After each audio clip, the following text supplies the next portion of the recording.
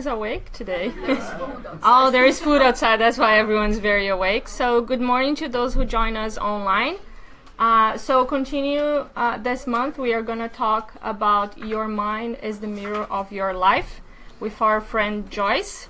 But before we start, as usual, we are going to have Jacqueline doing our initial reading, and Elise is going to do a prayer for us. So thank you.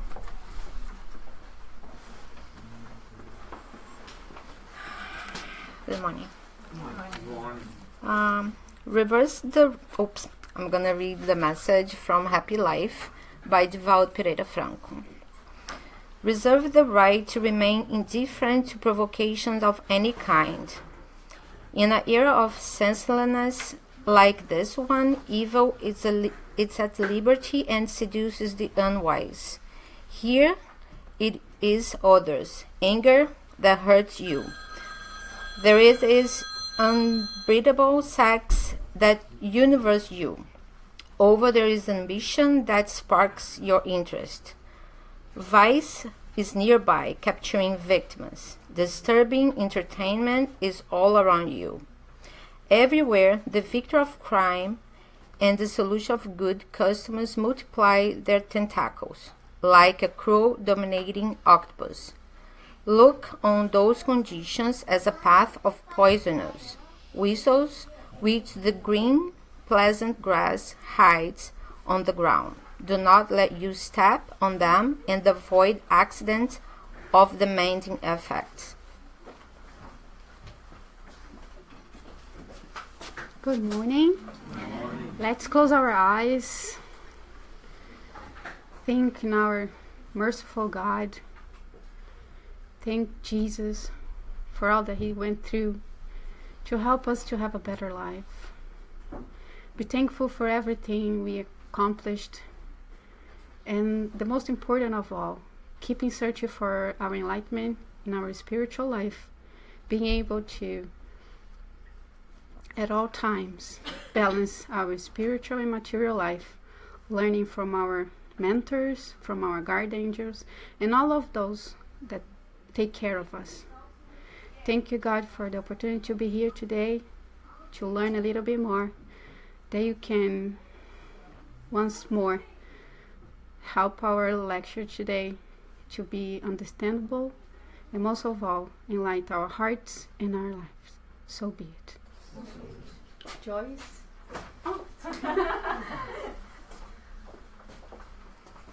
Hello, good morning, everyone. Good morning. So it's always a pleasure to be here with you guys. And the day of lunch and learn is always a little bit more challenging, right? Because we can smell already the food there, and I'm already hungry too. So, but let's try to concentrate a little bit here. The talk will not be too long. And today I will invite you actually to do this reflection with me. I learned a lot doing this, like studying and doing this reading to prepare this lecture, and so I want to share with you the reflections that I did. I think it's very important for us in our journey to try to think about the power and the effect that our thoughts can create on us and everyone around us. So, and that's what I'm gonna talk about today. I'm not here to teach anyone. It's more to invite you to do your own reflection about what exactly you do and why do you have the life you have, and why you have the situations or challenges that you have in your life. And at the end, you're gonna see that it's all related in some way to what actually you think. Because everything that you have starts initially on your own thoughts. And you're going to see at the end that there is no injustice, there is no victims. We are actually the ones creating the life we have. So that's what will be our final conclusion. So my talk today is based on this book. This is the version in Portuguese, and it's already translated to English, the same title, Thought and Life. And I highly suggest everyone to read this book. It's a very short book. It's about 30 chapters. It's brought to us by Emmanuel. So those who had a chance already to read Emmanuel's book, you know how deep, sometimes it's very short message, but always very deep in content. And sometimes we need to read several times to really understand the whole message, right? Because it's so deep and so profound, but it's full of content. So it's a book like a little bit more than 100 pages, and as you can see here, and we have in our library. I'm not sure if we have to sell, but we do have in our library, so those members can borrow, and it's a very, very, very good book. And it talks for about a few topics. I just put a few of them here, but all of them is pretty much Emmanuel is telling us how our thoughts and how our mind affect those things in our lives. So it's a very, very learning book that you can kind of read one chapter per day, or in a moment just open and read one chapter or one message. It can really bring you lots of insight and help you in some challenge that you might be facing in life. So our thoughts, it's pretty much like we are always thinking, right? We never stop thinking. And in our thoughts, we have intellectual contents, things that are related to the knowledge and the things we learn through our own experience, as well as emotions. So it's a combination of intellectual content with emotions, and the emotions is pretty much a result of our experience in this life, and as well as previous experiences. So sometimes we don't know how we emotionally react to something, but probably it's because that is related to something even from previous lives that we carry on. So those are all connected, and those things is what make our thoughts, right? And pretty much those thoughts, whatever you think, is what create our destiny, is what create our life. So our thoughts is exactly what create the life you're looking for.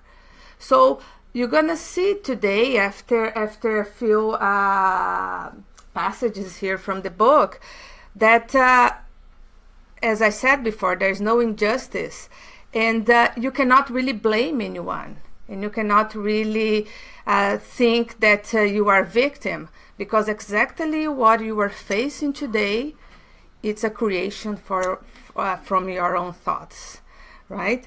And the Spiritism, the Spiritist doctrine, actually came to us with a very good and important consolation, because it was through the Spiritism that we learn that we are immortal beings. Because before, most of the religions was not really able to explain that, and was a lot more painful and suffering for us to live, thinking that our existence is just based on this experience, on this lifetime.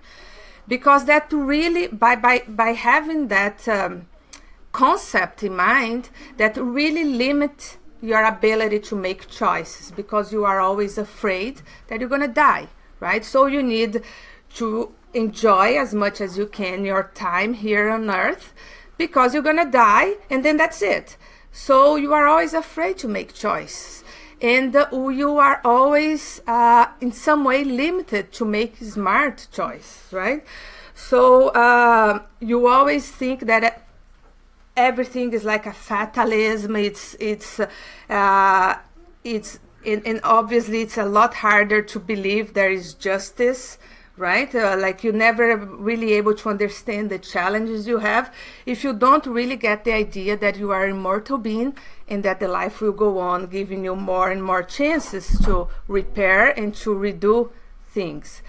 So people are always scared to get old, because you're getting old, you are getting close to die, and that's it, right? So this concept that the Spiritism brought to us really kind of give us that hope that we need to understand that life goes on, and actually to understand the impact and the effect of the thoughts in our life, right? And then at the same time also give us the idea of, associated to that idea of that we are immortal beings, give us the concept that we also have multiple reincarnations. So multiple experiences in life, multiple chances to redo and to repair mistakes that we've done. The problem that we're going to see is that we are so stubborn beings that we kind of keeping making the same mistake one life after the other. It takes us a huge journey to really evolve a little bit, to really give the next step.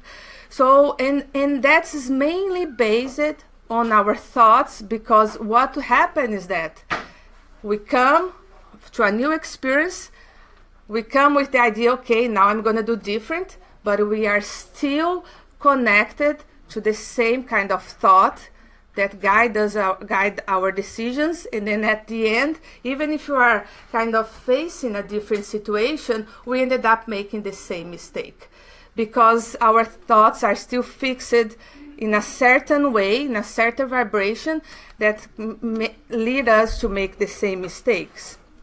So Spiritism came to us to give us that idea of multiple life in order not only to console us, but at the same time also to teach us that you need to take advantage of that and do the change. And the only way you can do that change on your thoughts and on your connections to God, if you go and do your inner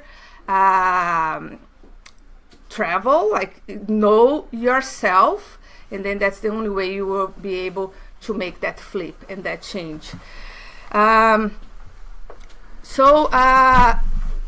then you stop to see things as a fatalism, and you start in yourself as a victim, and you start to move on and understand that everything around you is actually a consequence of your own actions. In other words, consequence of your own thoughts and attitude, right? So every time that you see or you face a challenging situation, you need to ask yourself, when this problem started? Is this started in this life? Probably not. Let's say if you have a real hard time on your work with a co-worker, or even in your family with parents or partners or siblings, and you don't really understand why you are facing that situation and that conflict, you need to start to think when that really started and why exactly that happened. Most of the time when we start that type of reflection, we tend to find people to blame, right? Because that's the easy way to go. And part of that is because we don't know ourselves as deep as we should. So it's a lot easier just to blame others and not really looking into our heart and see us as part of that problem as well. And then the Spiritism, and especially this book from Emmanuel, they will come and tell us that actually everything that you collect from the others, let's say if you are only receiving anger and disagreement, and that person is never able to understand you, there's an explanation for that. Everything that you collect is actually a result of what you project into that person. And what you project to that person is your thoughts. So actually, everything that you collect from someone else in a relationship is a result of yourself. Is actually showing you what you actually are as a person. And that's the main problem, because we don't know who we are, right? We don't know ourselves. So it's always easy to say, oh, that guy or that person, I hate them. It's just, we just don't get together. It's impossible. They never understand me. But what you are actually facing and feeling is exactly what you are. So there's no one to blame other than yourself. So by the time you start to look into that, I can guarantee to you that you are able to start to change your relationship with that person. And that is the first step for you to start to fix or to repair whatever happened. Because that's the problem, right? We are never able, or we have a hard time to change conflicts because we never see ourselves into it. But by the time we realize that whatever I collect from the others is like physics, is an action and reaction. What is coming to me is what exactly I'm projecting to that person. So, and what I project is myself, right? So actually, every human being that crosses our lives is like a mirror. So what I'm seeing and what I'm feeling is exactly what am I. So if I decided, instead of looking to that person and only see the problems and the defects, and I start to seek for goodness, because we know from Spiritism as well that everyone has a seed of goodness inside of them. If we start to seek for that goodness, we change that connection completely. And we start, just by seeking for that goodness, we start to project into that person some love, at least a little bit. And I can guarantee that you're going to collect something different. So that is kind of the first step for you to fix a relationship or a situation in work, at home, in the family, everywhere. So, and because we know that that is happening to us, not by chance. There's a reason. Probably not from this life, from previous lives, right? But if we persist in hitting and kind of going against that, that problem will never solve. Next life you're going to come together. Maybe now you are co-workers. Next life you're going to be partners in a relationship, or mom and a child, or brother and sister. But you're going to return and face that same person again until you fix that. So it's all about what you thought, what you think, and what you project. And understanding that that is a result of what you are as a spirit, that makes a huge change. Because then you see yourself as the main part of the problem and not as the victim anymore. And you need to have that attitude in order to change, right? So it's interesting for us to understand that the effect of the thoughts and our attitude to persist with the same thoughts, in other words, to persist with the same mistakes. I have one example that I was listening to a talk in Brazil a few years ago.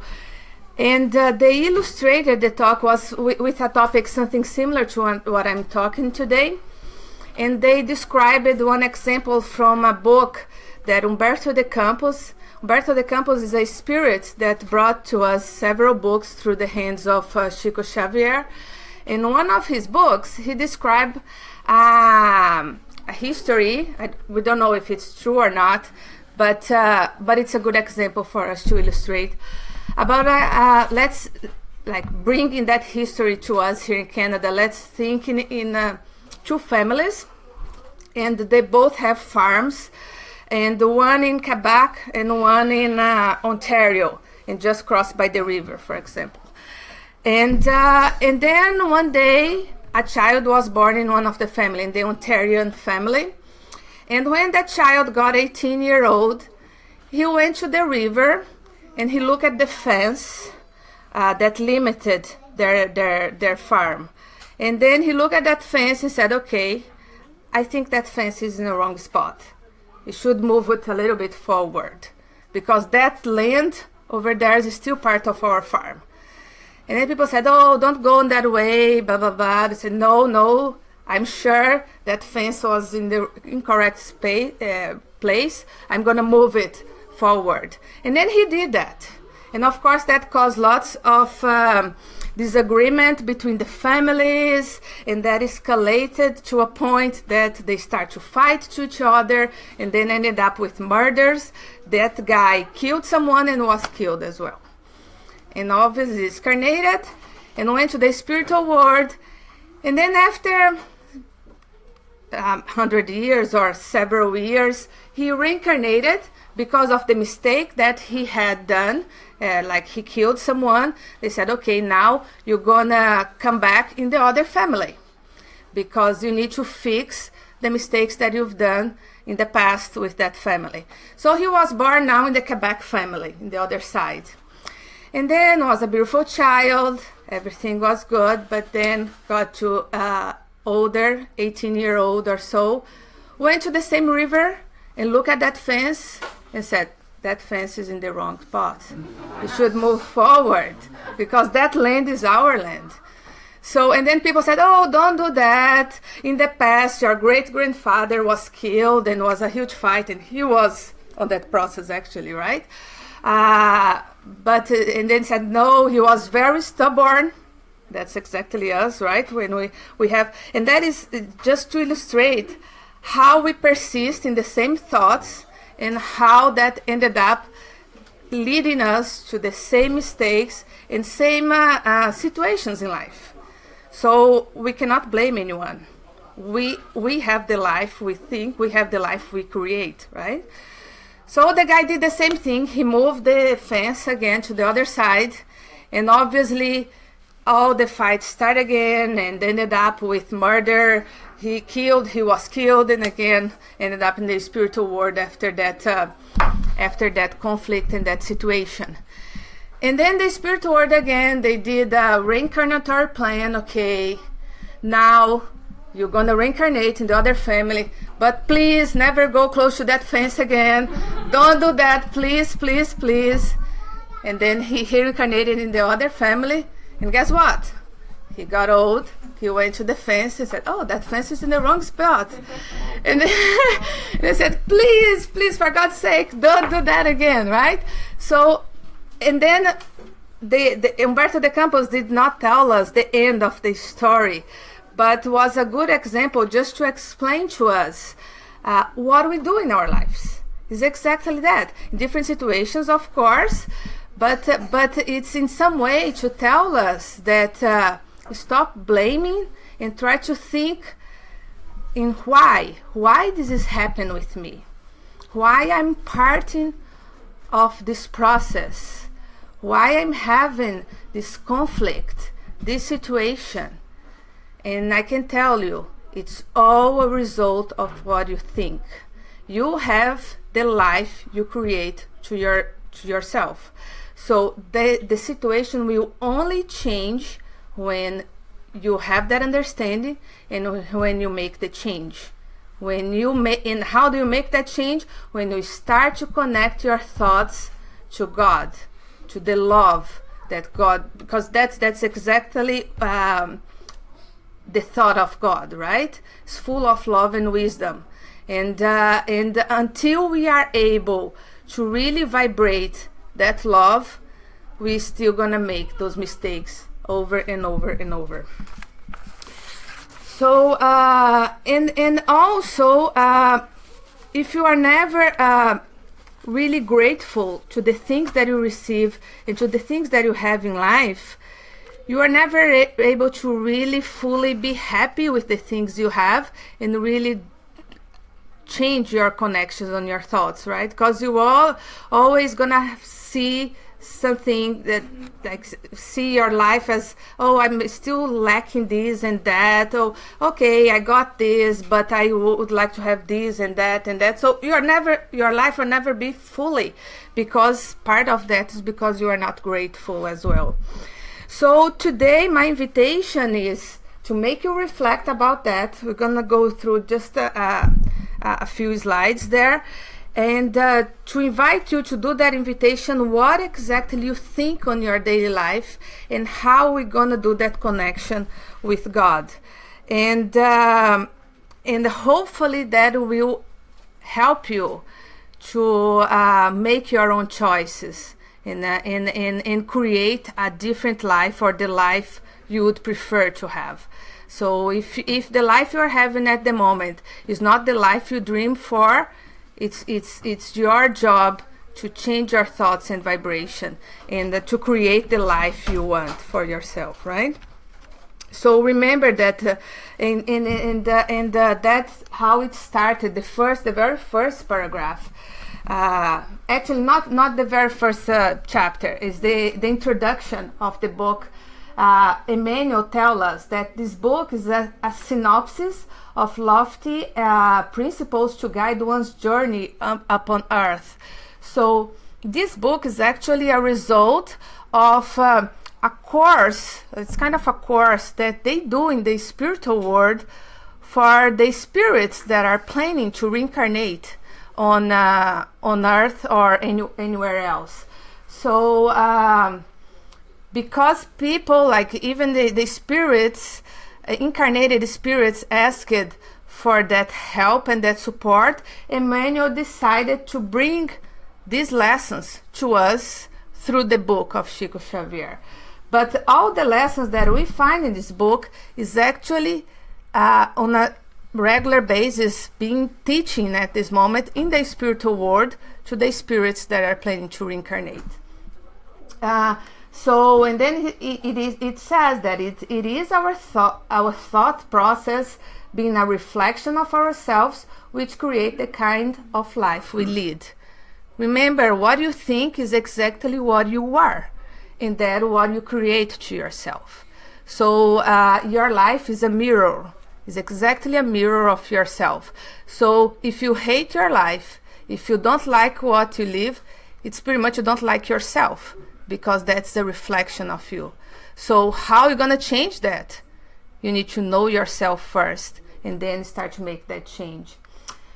And Emmanuel, at the end of that introduction, he tells us that one day we shall identify ourselves with the infinite wisdom and infinite love that constitute the thought and life of our Father, because that is the perfection, and we will get there one day. The good thing also the main consolation that Spiritism bring to us is that we don't have a limited time to reincarnate and to relearn those things. Thank God, right? Like, we can come multiple times. At some point we need to make the change. It's like the guy from the farmer. He keeps coming and making the same mistake, and then keeps coming and make the same mistake. At some point he will do the change. There's no other way, right? And the same thing for us. We know that we will get into that perfect state of mind. It will take some time. For some will be longer than the others, but we will get there. So those are several topics. Obviously, I'm not going to everything. My idea here is not to tell you the whole book. It's more actually to bring you the curiosity to go yourself and read and study this book. My idea is just to give you a summary of the principles described in the book. So in the first chapter, he says, the mind stands as the mirror of life in all places. And I will say in all places and in all situations. Your life always is, your mind is always a mirror of your life. Like, because exactly everything that you have is a result of what you're thinking. Mental reflex set the stage for the reactions of emotions. Emotionalism creates ideas, and ideas determine attitudes and words that commands our action. So we can see how come everything started on what we think and what we project, right? We live and breathe immersed in the atmosphere of the images we project and receive. And there is no way for this to be different. So there is no way that we can stop this. The only way we can change is is if we change ourselves, right?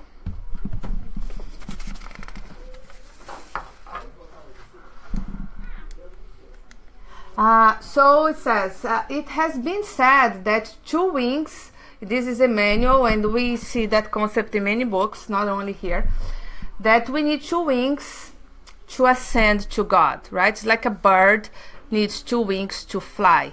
A bird cannot fly only with 1 wing. So in our case, as a spirit, 1 wing is called love and the other is called wisdom. We cannot fly only with love and no intellectual content and no knowledge.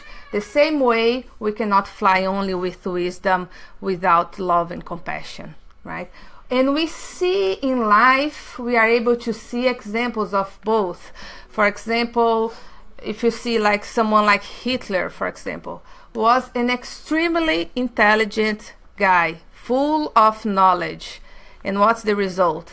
He had only that wing, right? He did not have the wing of love. And we all know what that resulted. And if you have only the wing of love, and we're not really able to know what to do with that, because you are an ignorant, right? You not really understand what is life about. So you cannot fully use the love that you express. So you need to have both. Through love, which is above all service to our fellow beings, we are illuminated and made beautiful within, so emitting a reflex of our own virtues that can benefit others. And through wisdom, which begins with the acquisition of knowledge, we gather influence from those who have gone before us, because all the intellectual content we get is from someone that came before and brought that teaching, right? Who send us to the reflection of their own greatness, so impelling us toward the heaven. So we need both in order to progress, right? And that is brought again in this book. And Emmanuel mentioned this passage from the gospel that is brought, it's present in Matthew, when Jesus said, "Let your light shine." So this was actually an invitation from Jesus calling you to let all your potentials to shine. So how you do that is only through education, and that education means also know yourself, because then you can express the goodness that is inside you, right? And education that refines the intellect and improves mankind's inner world in knowledge and goodness, wisdom and virtue is not achieved merely by instruction from the outside. In other words, it's not only going to school or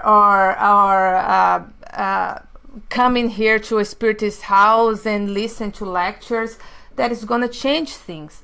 You need to have the will for that, to make that change. Other people cannot do that change for you. It doesn't come from outside. It needs to come from your own heart, right? The soul is then able to reflect the glorious life once they have the will to make that change, okay? And then he talks about faith.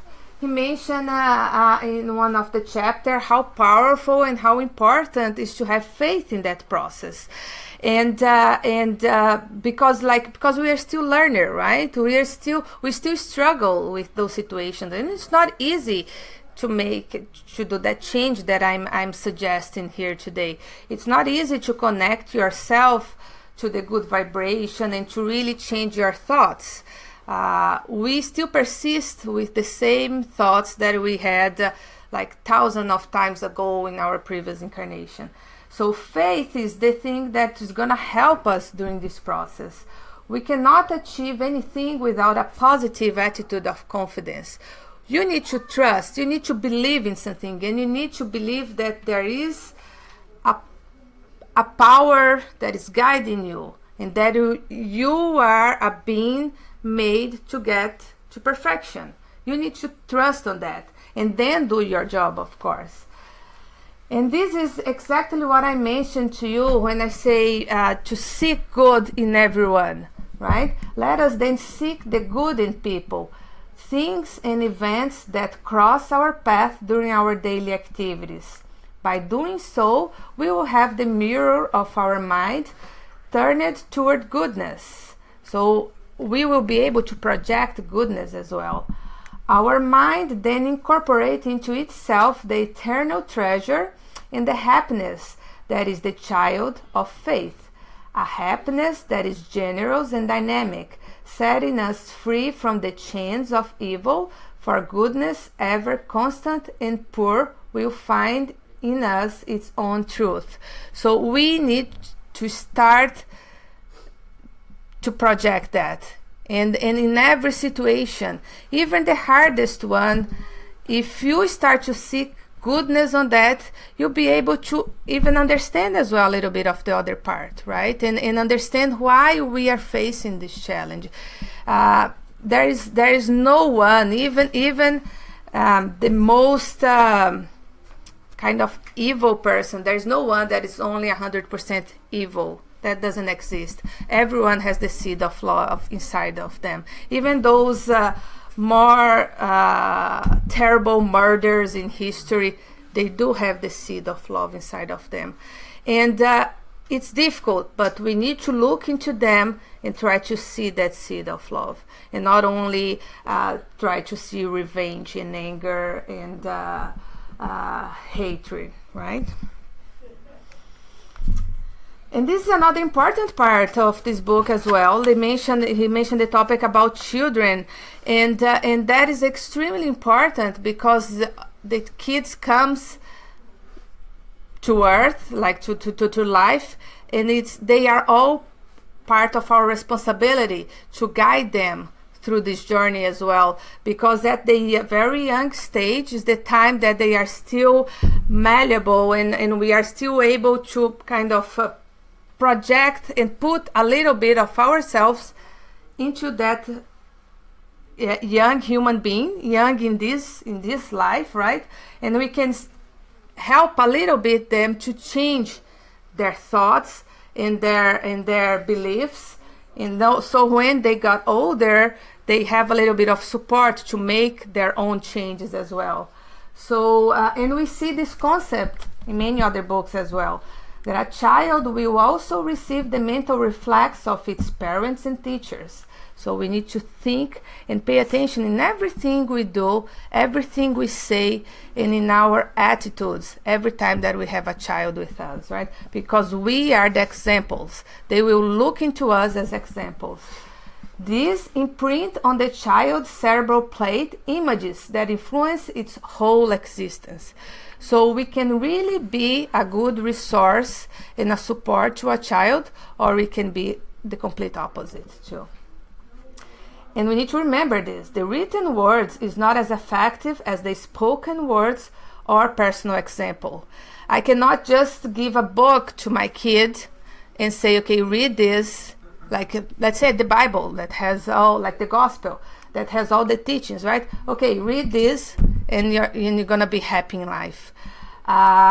It's not as simple as that. You need to give the example. The same thing that doesn't make any sense just to bring your child to the Spiritist house, to the Spiritist education and the gospel as we do here, and then you live here, and at home you are fighting with your partner, you are fighting with your neighbor, your child is seeing you all the time being very selfish. So they will follow that example. They will not follow what we teach them here, or they will not follow what they are taught in school as well, if they are in a good school. So your example will be a lot more powerful than anything else. We need to have that in mind. And the same thing, you will never be able to tell your child that, for example, cigarettes are bad if you keep smoking in front of them, right? Or if you keep drinking in front of them. How come you say, oh, and I see that all the time, that parents that is drinking here, and then the child sometimes, because they are curious, they come and ask, oh, can I try that? And then you say, oh no, this tastes so bad, don't worry, this. how come? If it tastes so bad, how come you were drinking and enjoying and being so happy like that, right? So the child is a smart being. So they will learn with your example. If you are enjoying, if they see you happy and at least pretending to be happy with any vices, they will at some point seek for that, right? And so you'll never be able to teach them with your words if you don't express that as a person, as an example to them. So it is our duty to instill in children principles of justice and work, brotherhood and order by accustoming children to early discipline and good deeds through the inductive power of our own examples, in the spirit of optimism and hope. As we lovingly receive the child, we should remember that a child's heart is a precious urn that keeps collecting our mental reflex. And not only your attitude, but your thoughts. Your kid or the child that is close to you, they are able to feel all the things that you are thinking, and they connected to that. So remember that every time that we are with our children, that they are like a sponge. They are absorbing everything around us, including our thoughts. So it's important for you to have that in mind. And the process of educating our children includes yourself being mentally prepared for that too. And then that's another chapter that I found very interesting, because also we do not fully understand sometimes our physical body and why we face diseases, why we face imbalance or disharmony in our physical body. And here again, Emmanuel is telling us that every single thing is a result of what your mind and what your thoughts create. The same thing for your own diseases, for your own problems, not only mental diseases like depression, because those are easy for us to understand, right? That is a result of your thoughts, but also physical. Every single cell of your body, they're gonna receive what you project to them, right? So, and the same thing if you have a disease, if you look into that, say, let's say I have a liver disease or whatever, and I keep saying, oh, my liver doesn't work. And you keep saying and thinking that, right? Oh, I have a terrible liver. That's no way. Like it's never. It's just giving me pain, and will never recover. Like you kind of keeping that, feeding that feeling. Your liver will never recover. But if you start to think, okay, I have a precious liver that was given to me by God. This is something that's the only one I have. I know it's sick now, but will get better. Just by having that thought, you're going to project better things into that, and it's going to help you in the process of healing. I don't know if the healing is going to happen in this life. Maybe not to be happening in this life. But will help you to heal whatever you are carrying for future. Okay, so think on that. Your thoughts are what guide you through any healing process, including physical body diseases or imbalance.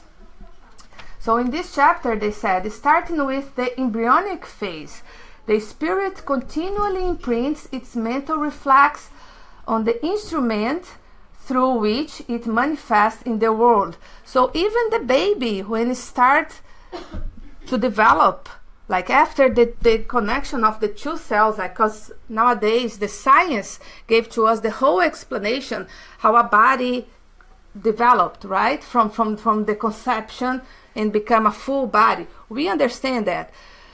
But what is lacking on the science and the Spiritism bring to us that as well, that we know that it's just a physical body that will carry actually a spirit, and the spirit is the immortal human being, and that spirit is not new. They brought many previous experiences, and all those experiences will be imprinted in that physical body.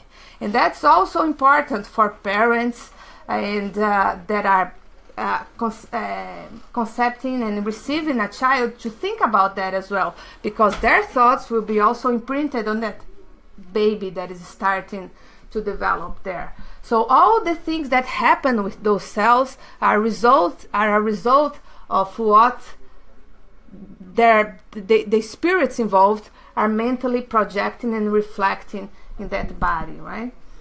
There are some beyond the grave that are very unbalanced because of problems caused by suicide or murder, crime, and other vices. At their rebirth, they immediately display painful derangements caused by vibratory malfunction of cellular pathology. And this again kind of explain to us that there is no injustice, right? Because sometimes we see a child that is born with so many malfunctions or defects or cerebral palsy or many things that say, oh, so young, why suffering that much, right? Why so many chronic disease in a such little beautiful cute creature, right? We understand through the Spiritist that nothing is by chance and nothing is injustice. There is no injustice. That is a result of something that happened, and that human being needs to go through that process to clear whatever they are carrying. We don't know, and thank God we don't know what is exactly the cause of that process. But our job here is kind of to give love and support. If it's our own child, to give love and support to them. But if it's a family or a friend, give support to that family for them to go through that challenge. Because it is a real challenge indeed to receive someone with that was born with problems or chronic diseases. It is a trial for the whole family, right? Infirmities that are of congenital nature are nothing more than mental reflex of an unfortunate position assumed in the near past, demanding return to the flesh, sometimes only briefly, for the treatment of disharmony. And that's why sometimes we have even a spontaneous abortion, for example. That's a reason there. And that's also that phase, even for a brief moment, even for a few months, it is important to help that spirit to clear something they are carrying. And that's, again, I will, as a physician, I will also get the chance to get into that topic and kind of give support or try to put some insight in those families that make a diagnosis of some terrible malformations when they are still pregnant, right? And unfortunately, many of them, especially here in Canada or many parts of the world, they decided for the termination because likely either that child will die right after birth or will be a terrible impaired child. Spiritism came to us to clearly tell us that every single second that child is able to live, there is a purpose. There is a purpose to help that spirit to go through a process that they need to. If we decided to interrupt, we have the free will. Everyone have the free will, and I'm not here to judge anyone. Please don't take me wrong. But know the consequence that you are carrying. Know the consequence of your choice, the consequence of your thoughts, and the consequence of your projection. You're gonna be charged later on for that, of your own choice. So don't in the future, don't blame or feel as a victim, because you're gonna be paying of whatever you decided on your own life. Because at that moment you have the free will and the choice to decide, right?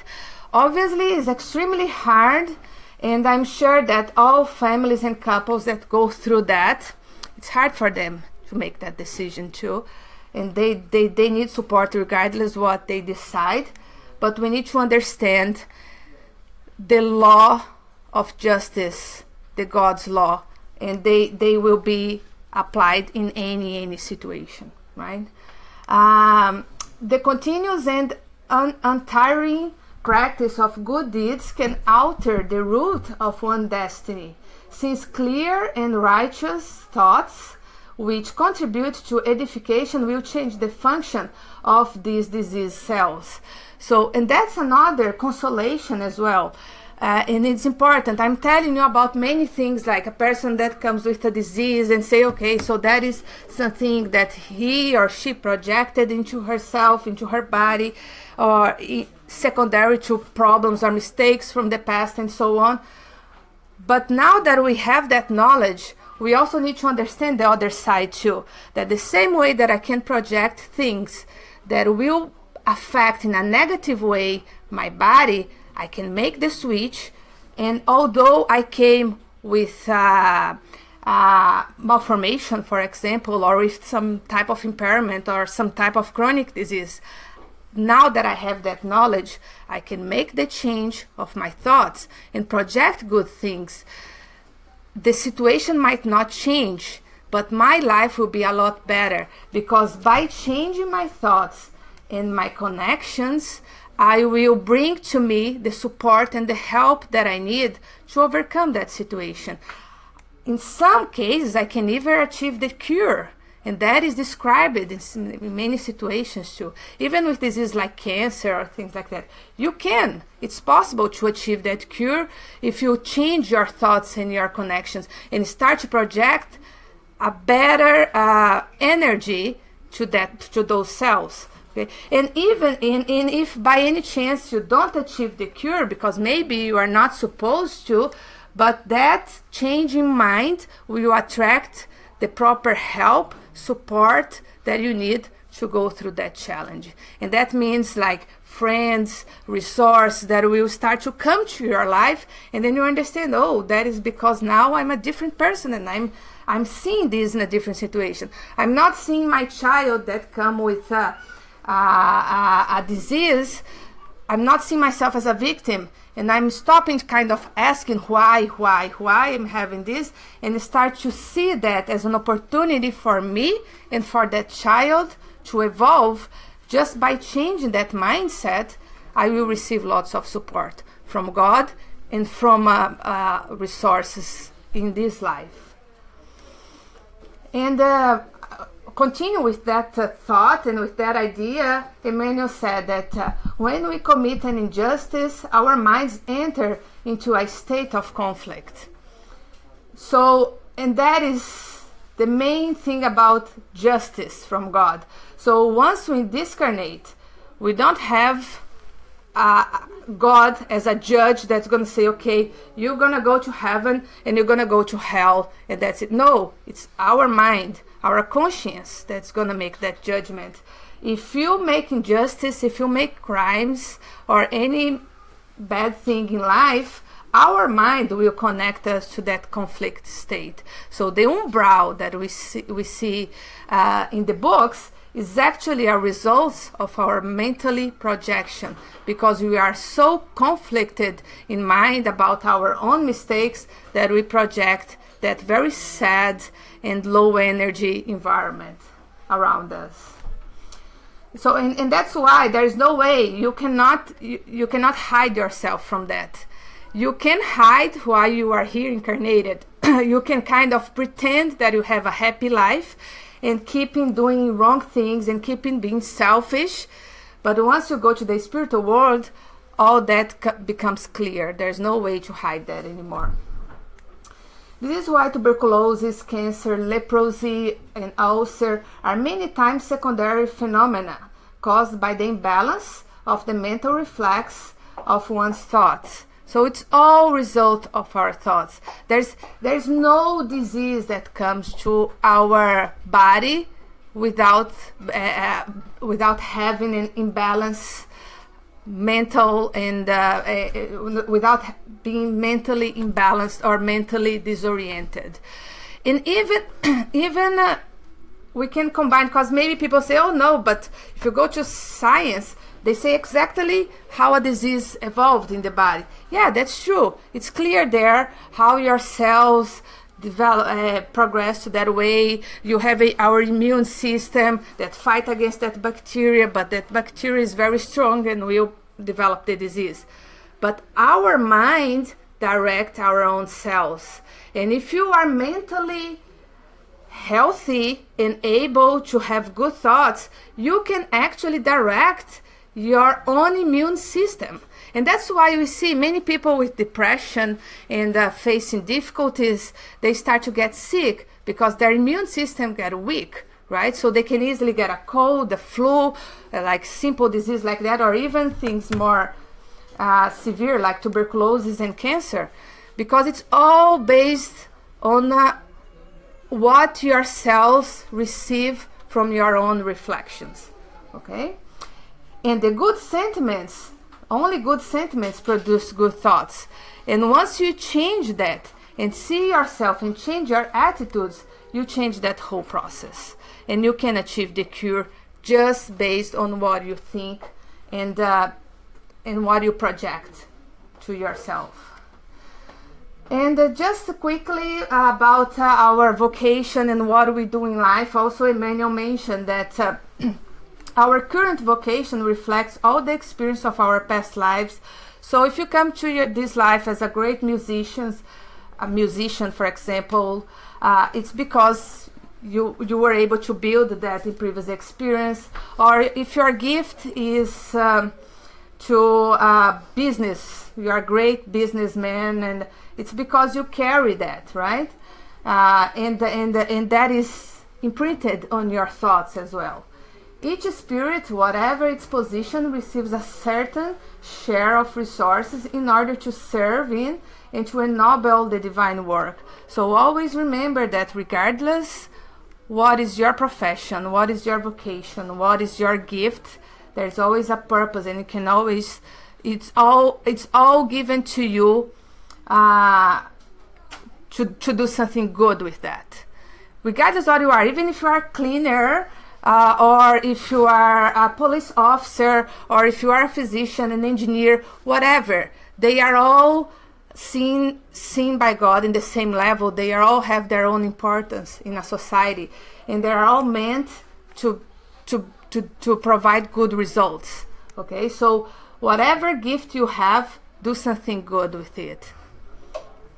And I think that's the last one. Is the last chapter is about love.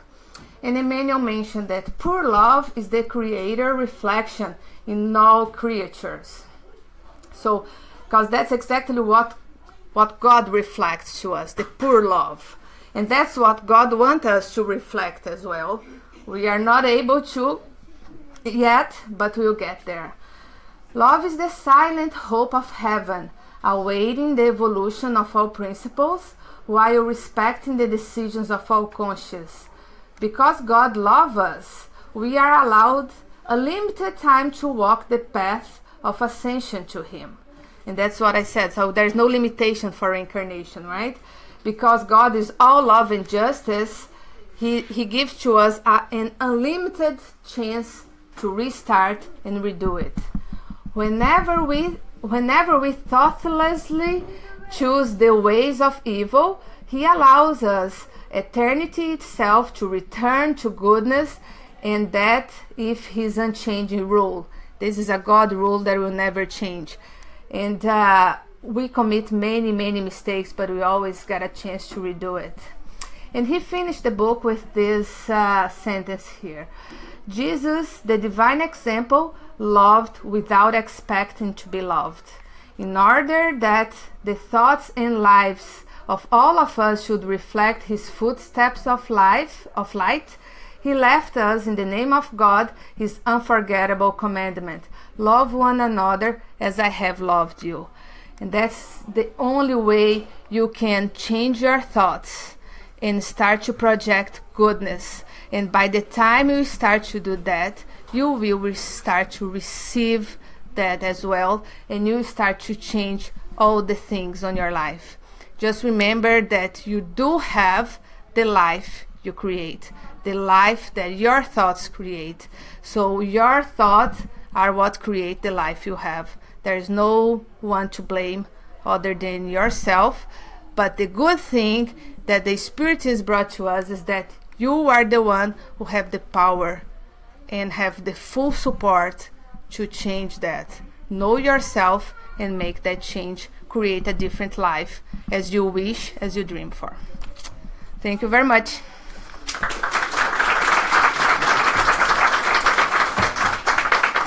Thank you, Joyce.